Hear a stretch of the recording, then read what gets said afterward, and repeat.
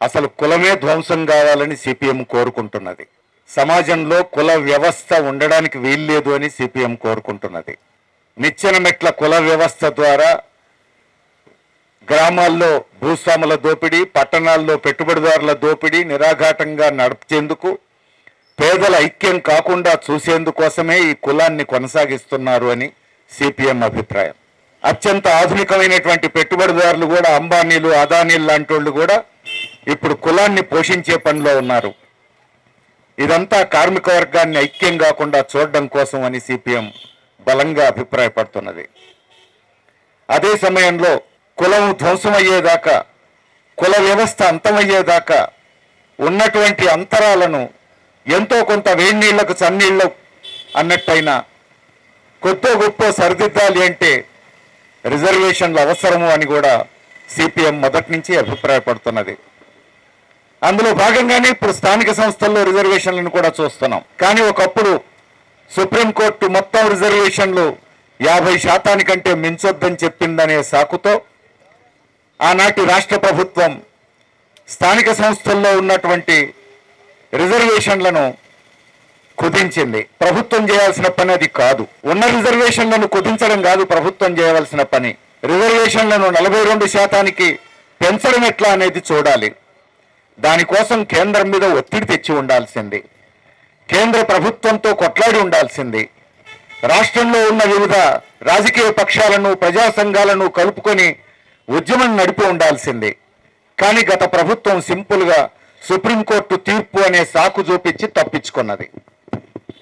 ఇప్పుడు జరుగుతున్నది ఏమిటి? స్థానిక సంస్థల్లో రిజర్వేషన్లు అనేది ఒక రాజకీయ కొట్లాటలో భాగంగా మారుతోంది. వివిధ రాజకీయ పక్షాలు ఎవరు ఎట్లా లాభం పొందాలి ఈ డిమాండ్తో, ఈ పేరుతో అని చూస్తున్నారు. ఇది వెనకబడిన తరగతులకు ఎంతో కొంత న్యాయం చేయాలనేటువంటి దృక్పథంతో జరుగుతున్న పని కాదు.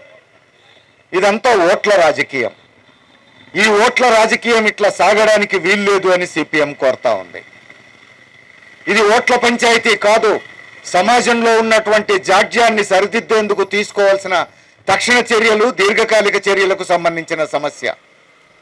దీన్ని వదిలిపెట్టి ఇప్పుడు రిజర్వేషన్లను కానీ, కులగణనను కానీ మొత్తం కులం చుట్టూ తిప్పడానికి, కులం పేరుతో విభజనను మరింత పెంచడానికి, ఈ కులం పేరుతో ఓట్ బ్యాంకును సృష్టించుకోవడానికి వాడుకునే ప్రయత్నాలు ఇప్పుడు జరుగుతూ ఉన్నాయి. తెలంగాణ సమాజంలో ఎర్ర జెండా పార్టీలు తప్ప అన్ని పార్టీలు ఈ పనే చేస్తున్నాయనేది స్పష్టం. కానీ ఈరోజు రాష్ట్ర ప్రభుత్వం ఒక మంచి పని చేసింది. కేంద్ర ప్రభుత్వం కులగణన చెయ్యను అని చెప్తా ఉంటే సుప్రీంకోర్టుకు రాతపూర్వకంగా కూడా మోడీ ప్రభుత్వం కులగణన చేయడం సాధ్యం కాదు అని ఇచ్చినటువంటి నేపథ్యంలో ఎందుకు సాధ్యం కాదు, మేము చేసి చూపిస్తామని తెలంగాణ రాష్ట్ర ప్రభుత్వం కులగణన చేసింది. ఇది మంచి ప్రయత్నం. అందుకే సిపిఎం దానికి మద్దతునిచ్చింది. కులగణన చేయటమే కాదు, 42% రిజర్వేషన్లు స్థానిక సంస్థల్లో అమలు జరపాలి, రానున్న ఎన్నికలతోనే ఇది అమలు జరగాలి అని కూడా రాష్ట్ర ప్రభుత్వం నిర్ణయించింది. శాసనసభలో తీర్మానం చేసింది. ఇవన్నీ మనందరికీ తెలిసినవే. కానీ ఇక్కడ సమస్య, హైకోర్టు తీర్పుతో తక్షణం స్థానిక సంస్థలకు ఎన్నికలు జరగాలి. కానీ స్థానిక సంస్థల ఎన్నికల్లోపు కేంద్ర ప్రభుత్వం చట్టం చేయడానికి సిద్ధంగా లేదు. 42% రిజర్వేషన్లు అమలు జరగాలి అని అంటే 50% రిజర్వేషన్లనే క్యాప్ తొలగించాలి. ఈ పని చేయాల్సింది కేంద్రంలో ఉన్న మోడీ ప్రభుత్వం. పార్లమెంట్లో చట్టం చేయాలి. ఆ పని చేయడానికి మోడీ ప్రభుత్వం సిద్ధంగా లేదు. ఇక్కడ ఆర్డినెన్స్ జారీ చేసింది రాష్ట్ర ప్రభుత్వం. దాని మీద గవర్నర్ సంతకం చేయాలి. సంతకం చేయాల్సిన గవర్నరు ఆర్ఎస్ఎస్కు చెందిన వ్యక్తి, బీజేపీ వ్యక్తి. కాబట్టి దీన్ని లీగల్ పరిశీలన పేరుతో కేంద్రానికి పంపాడు. ఇప్పుడు లీగల్ పరిశీలన పేరుతో దాన్ని ముట్టి కింద పెట్టుకొని కూర్చున్నారు వాళ్ళు. ఇంతకంటే అన్యాయం ఇంకొకటి లేదు. ఇది కాదు చేయాల్సినటువంటి పని. ఇప్పుడు ఎన్నికలు జరగాలంటే 42% రిజర్వేషన్లు లేకుండా పాత పద్ధతుల్లో జరగాల్సిన పరిస్థితి లేదు. 42% రిజర్వేషన్లు అమలు జరపాలి అని అంటే చట్టం మారేదాకా, ఇక్కడ ఆర్డినెన్స్ సంతకం అయ్యేదాకా ఎన్నికలు వాయిదా పడుతూ ఉండాలి. ఇది కర్ర విరక్కుండా, పాము జావకుండా, బాధితులకు న్యాయం జరగకుండా దాటవేత పద్ధతి. అంతేకాదు, బీజేపీ మేము బీసీల కోసం ఉన్నాం, మేము బీసీల కోసం ఉన్నామని చెప్పేసి మాట్లాడతారు. బీసీలకు ఉన్నావో, బీసీల కోసం ఉన్నావో లేదో నువ్వు ఆచరణలో కదా తేల్చాల్సింది. మరి ఇప్పుడు రిజర్వేషన్ల సంగతి ఎందుకు తేల్చట్లేవు? తెలంగాణలో స్థానిక సంస్థల రిజర్వేషన్ల సంగతి ఎందుకు నువ్వు దాటవేస్తున్నావు? కేంద్రంలో అధికారం నీ చేతుల్లో ఉంది. నువ్వు చేయదలుచుకుంటే ఇప్పుడు పార్లమెంట్లో బిల్లు పెట్టొచ్చు, చట్టం చేయొచ్చు. దాన్ని నువ్వు పార్లమెంట్లో బిల్లు పెడితే ఎవరి రంగేమిటో తేలిపోతుంది కదా, నీ రంగేమిటో తేలిపోతుంది. ఎవరు సమర్థిస్తారు, ఎవరు వ్యతిరేకిస్తారో, ఏ జెండా రంగేమిటో కూడా తేలిపోతుంది కదా. ఆ పని చేయడానికి ఎందుకు సిద్ధంగా లేవు అని చెప్పేసి ఇలా సిపిఎం అడుగుతా ఉంది.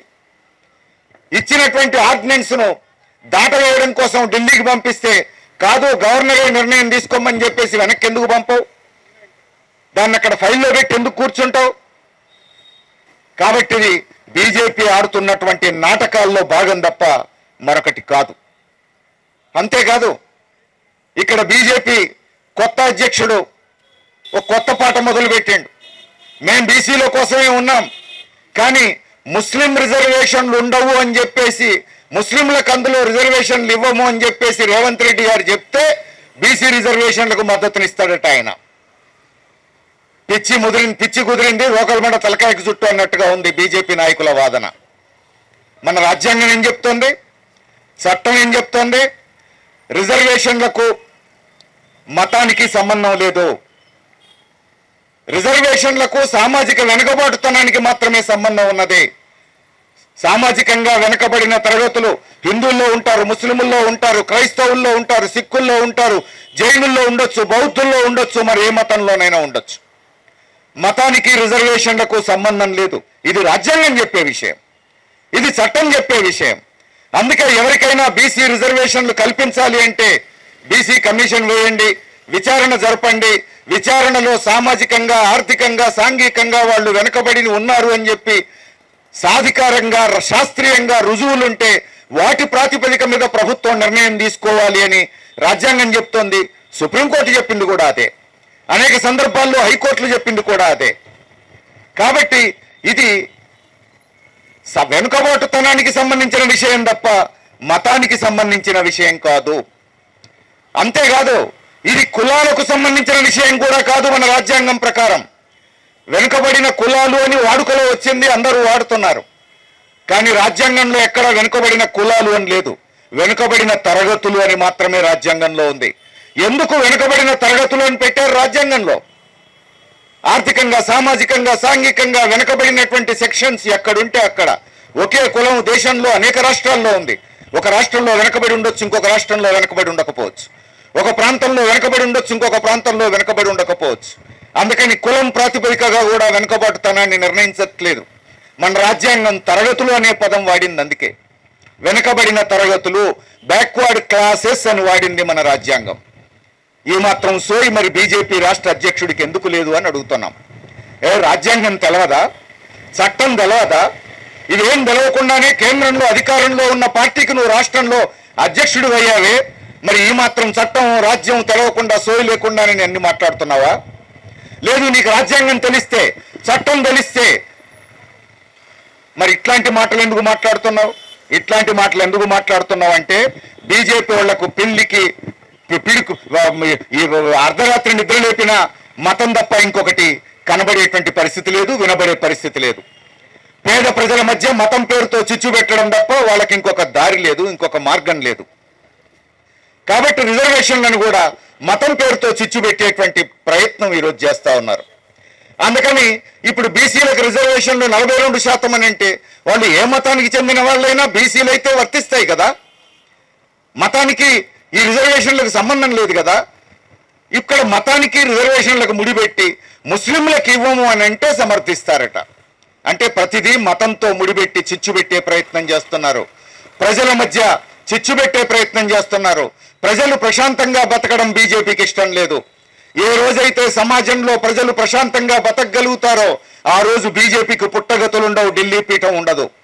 ఎప్పటి వరకైతే మతం పేరుతో, కులం పేరుతో సమాజంలో అపార్థాలు పెంచుకొని ఒకళ్ళ మీద ఒకళ్ళు అపోహలతో, ఘర్షణలతో, మతపరమైన విభజనలతో, అనుమానాలతో వ్యవహరిస్తారో అప్పటి వరకే బీజేపీకి పుట్టగదులు ఉంటాయి. అందుకనే ఇక్కడ రిజర్వేషన్లలో కూడా కులాన్ని పెట్టి కెలికేటువంటి ప్రయత్నం బీజేపీ నాయకులు చేస్తున్నారు. తెలంగాణ సమాజం అర్థం చేసుకోవాలి, తెలంగాణలో ఉన్నటువంటి ప్రజానీకం అంతా అర్థం చేసుకోవాలి. ఇది మతానికి సంబంధించింది కాదు, వెనుకబాటుతనానికి సంబంధించిన విషయం. ఖచ్చితంగా అందరం ఐక్యంగా కొట్లాడాలి, బీజేపీ మెడలు వంచాలి. 42% స్థానిక సంస్థల్లో రిజర్వేషన్లు సాధించుకునేంత వరకు తెలంగాణ ప్రజలు ఐక్యంగా కదలాలని చెప్పేసి సిపిఎం విజ్ఞప్తి చేస్తా ఉంది. రాష్ట్ర ప్రభుత్వానికి కూడా ఏమాత్రం చిత్తశుద్ధి ఉన్నా అఖిల పక్షాన్ని పిలవండి, అఖిల పక్షాన్ని ప్రధానమంత్రి దగ్గరికి తీసుకెళ్ళండి. కేవలం మీ ప్రజాప్రతినిధులు పోయి అక్కడ ఢిల్లీలో ధర్నా చేస్తే ఇది రాజకీయ కొట్లాటగా మాత్రమే కనబడుతుంది, బీజేపీ కాంగ్రెస్ల మధ్య పంచాయతీగా మాత్రమే కనబడుతుంది.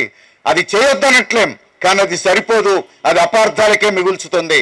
అన్ని పార్టీలను తీసుకుపోండి, వచ్చేటోళ్ళు వస్తారు, రానోళ్ళు రారు, చిత్తశుద్ధి ఉన్నోళ్ళు వస్తారు, నీతో పాటు ఢిల్లీలో ధర్నాకు సిద్ధపడతారు. ఆ పని చేయండి అని చెప్పేసి అడుగుతున్నాం. అంతేకాదు రాష్ట్ర చరిత్రలో, ఉమ్మడి రాష్ట్ర చరిత్రలో కూడా బీజేపీకి 2 కేంద్ర మంత్రులు లేరు. మరి ఇప్పుడు కిషన్ రెడ్డి గారు ఉన్నారు, బండి సంజయ్ గారు ఉన్నారు. గడ్డి బీక్తున్నారా, గోల్డ్ గిల్లుకుంటూ కూర్చుంటున్నారా అని చెప్పేసి వాళ్ళు అడగాల్సిన అవసరం ఉంది. ఎందుకంటే కేంద్రంలో మీరు మంత్రులు, తెలంగాణలో ఇంతటి సీరియస్ సమస్య ఉంటే దాని పరిష్కారం కోసం మీరు ఏం చేస్తున్నారు? ఇప్పుడు నోరు పెగలట్లేదు ఎందుకు? నోరు విప్పట్లేదు ఎందుకు? ఉట్టెప్పుడు రోజు రోజుకి ఎగురుతూ ఉంటారు, రోజు పేపర్లలో కనపడతా ఉంటారు. మరి బీసీ రిజర్వేషన్ల గురించి కేంద్ర మంత్రులుగా ఉండి మీరు ఏం చేస్తున్నారు అని చెప్పేసి అడుగుతున్నాం. చరిత్రలో లేనన్ని సీట్లు, సగం పార్లమెంటు సీట్లు, 8 పార్లమెంటు సీట్లు ఇక్కడ బీజేపీకి ఉన్నాయి, 8 శాసనసభ సీట్లు బీజేపీకి ఉన్నాయి. వీళ్ళందరూ ఏం చేస్తున్నారు? వీళ్లకు కేంద్ర ప్రభుత్వం మీద ఉన్నటువంటి పలుకుబడిని ఉపయోగించి, కేంద్రంలో వీళ్ళ గవర్నమెంటే ఉన్నది కాబట్టి వాళ్ళ మెడలు వంచేందుకు వీళ్ళ పలుకుబడిని ఉపయోగించి ప్రధానమంత్రిని ఒప్పించాలి. ఇక్కడ గవర్నర్ మెడలు వంచాలి, సంతకం చేసేటట్టు చూడాలి. అందుకని బీజేపీ నాయకులకు ఏమాత్రం చిత్తశుద్ధి ఉన్నా తమ చేతుల్లో ఉన్న అధికారాన్ని ఉపయోగించాలి, న్యాయం చేయాలి, సరైన నిర్ణయం తీసుకోవాలి. తెలంగాణ ప్రజలకు అన్యాయం జరగకుండా చూడాలి. అందుకని తక్షణం రిజర్వేషన్లు 42% స్థానిక సంస్థల్లో పెంచేందుకు చర్యలు తీసుకోవాలి. సాధ్యమైనంత తొందరలో ఎలక్షన్లు కూడా 42% రిజర్వేషన్లతో నిర్వహించాలి అని సిపిఎం కోరుతోంది.